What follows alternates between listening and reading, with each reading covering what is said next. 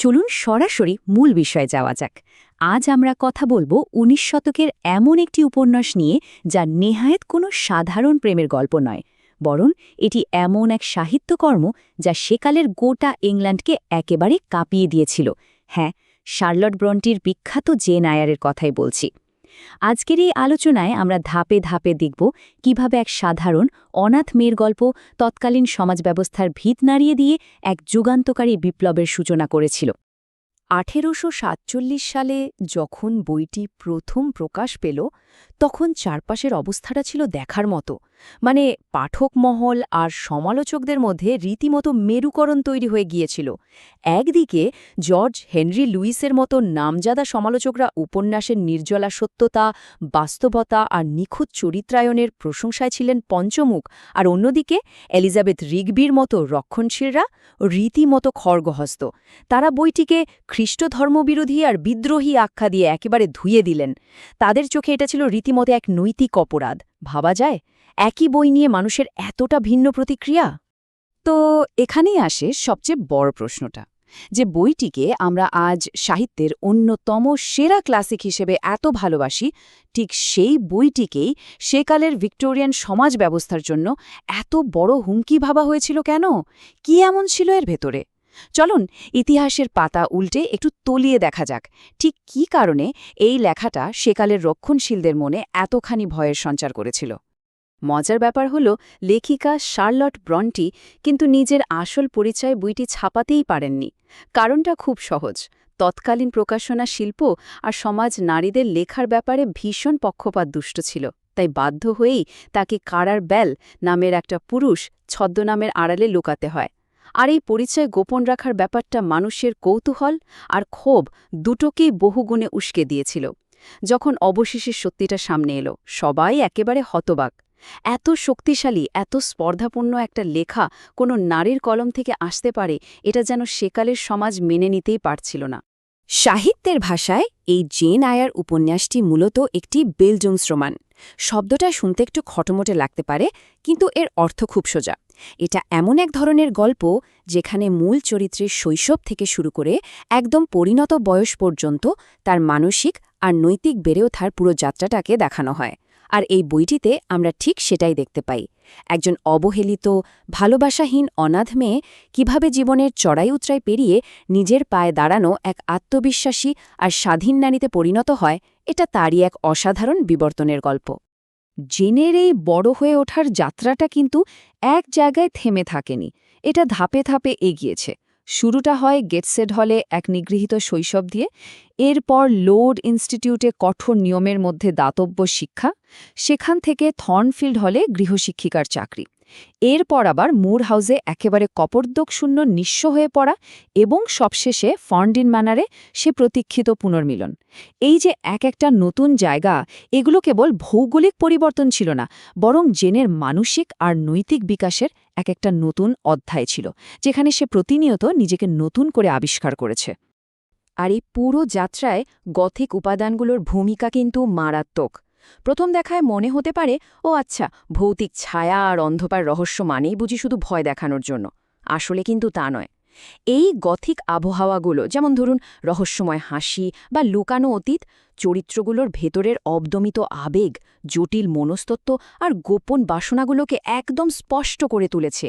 এটা মিস্টার রচেস্টারের রহস্যময় অতীত আর জেনের ভেতরে চাপা আবেগকে এক অন্যরকম গভীরতা দিয়েছে। উপন্যাসের সবচেয়ে শক্তিশালী দিকটা কি জানেন? এর তীব্র প্রতিবাদী সত্তা। এটি সরাসরি ভিক্টোরিয়ান সমাজের মূল স্তম্ভগুলোর গায়ে আঘাত এনেছে। তৎকালীন সমাজে যে কঠোর শ্রেণী বৈষম্য আর ধনী দরিদ্রের বিশাল ব্যবধান ছিল, তার বিরুদ্ধে বইটিতে জোরালো আওয়াজ তোলা হয়েছে।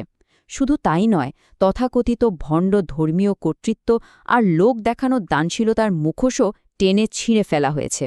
আর সবচেয়ে বড় কথা, নারীদের পদে পদে দমন করা আর তাদের স্বাধীন ইচ্ছাকে গলা টিপে মারার যে সংস্কৃতি, তার বিরুদ্ধেও এটা ছিল এক সোচ্চার প্রতিবাদ।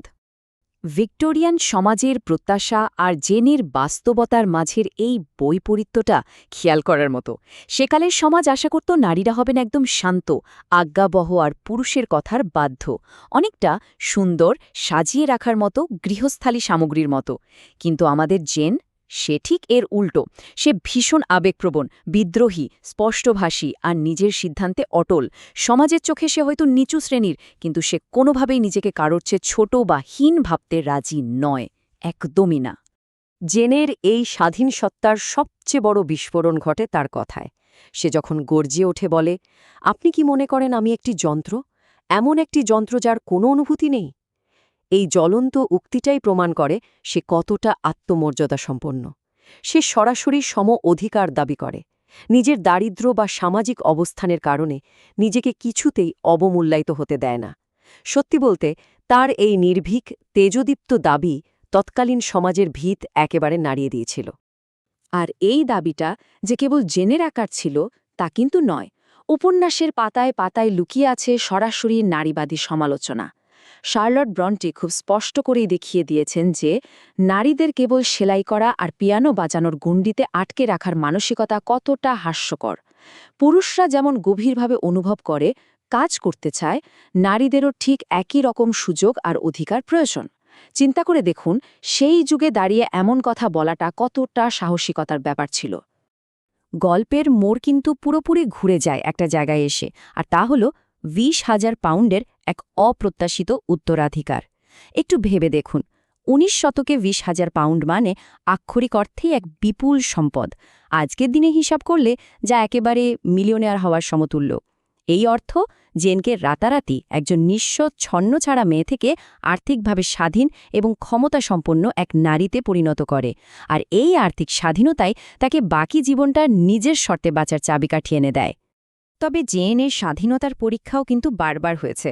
তার জীবনে আসা দুটো বিয়ের প্রস্তাব দেখলেই ব্যাপারটা পরিষ্কার হয়ে যায়। একদিকে আছেন সেন্ট জন রিভার্স, যিনি বিয়ের প্রস্তাব দিচ্ছেন ঠিকই, কিন্তু সেখানে কোনো ভালোবাসা নেই, আছে কেবল কর্তব্য, নিরাপত্তা আর একঘেয়ে গৃহস্থালী জীবন। অন্যদিকে মিস্টার রচেস্টার, যিনি জেনকে পাগলের মতো ভালোবাসেন, কিন্তু শুরুতে এমন একটা সম্পর্কের প্রস্তাব দেন যা মানতে গেলে জেনকে তার নৈতিকতার সাথে আপোস করতে হয়। খেয়াল করলে দেখবেন দুজন পুরুষই কিন্তু জেনের পরিচয় আর স্বাধীনতাকে কোনো না কোনোভাবে নিয়ন্ত্রণ করতে চেয়েছিলেন। আর ঠিক এই জায়গাতেই জেন তার জীবনের সবচেয়ে আইকনিক কথাটা বলে, আমি কোনো পাখি নই, আর কোনো জাল আমাকে আটকে রাখতে পারবে না। আমি স্বাধীন, ইচ্ছাশক্তি সম্পন্ন একজন মুক্ত মানুষ। এই একটা কথার মধ্য দিয়ে সে সমাজের সব শেকল ভেঙে ফেলার ডাক দেয়। সে দ্ব্যর্থহীনভাবে প্রমাণ করে দেয় যে সমাজে চোখ রাঙানি বা অন্যের নিয়ন্ত্রণের কাছে মাথা নত করার চেয়ে নিজের নীতি আর আত্মসম্মান বজায় রাখাটাই তার কাছে সবার আগে। এবং অবশেষে আমরা এসে পৌঁছাই গল্পের সেই বিখ্যাত উপসংহারে, পাঠক, আমি তাকে বিয়ে করেছি। খুব সাধারণ একটা লাইন, তাই না? কিন্তু এর তাৎপর্য অনেক গভীর। খেয়াল করে দেখুন, জেন কিন্তু তখনই রচেস্টারের কাছে ফিরে যায় যখন সে আর্থিকভাবে স্বাবলম্বী এবং সামাজিক মর্যাদায় একদম তার সমকক্ষ। সে কারও দয়ায় বা কোনো বাধ্যবাধকতার জায়গা থেকে এই বিয়েটা করেনি, বরং দুজন সমান মানুষের পারস্পরিক সম্মান আর ভালোবাসার জায়গা থেকে সে নিজেই এই সিদ্ধান্ত নিয়েছে। এটা কোনোভাবেই সে গতানুগতিক মুখ বুঝে মেনে নেওয়া ভিক্টোরিয়ান রোম্যান্স নয়। তাহলে এই গোটা আলোচনা থেকে আমাদের চূড়ান্ত ভাবনাটা কি দাঁড়াচ্ছে? আজকের এই ২১ শতকে দাঁড়িয়ে, যেখানে আমরা আজও শ্রেণী আর লিঙ্গ বৈষম্যের মতো সমস্যাগুলোর সাথে রোজ লড়াই করছি, সেখানে ১৮৪৭ সালের এই সমাজ কাঁপানো উপন্যাসের প্রাসঙ্গিকতা কিন্তু একটুও কমেনি। একবার ভেবে দেখার মতো বিষয়, স্বাধীন ইচ্ছাশক্তি আর আত্মমর্যাদায় বলিয়ান একজন জেন আয়ারকে আজকের সমাজের ঠিক কতটুকু অংশ এখনও গোপনে ভয় পায়? এই প্রশ্নটা রইল। আশা করি আজকের এই বিশ্লেষণ জেন আয়ার এবং আমাদের সমাজকে নতুন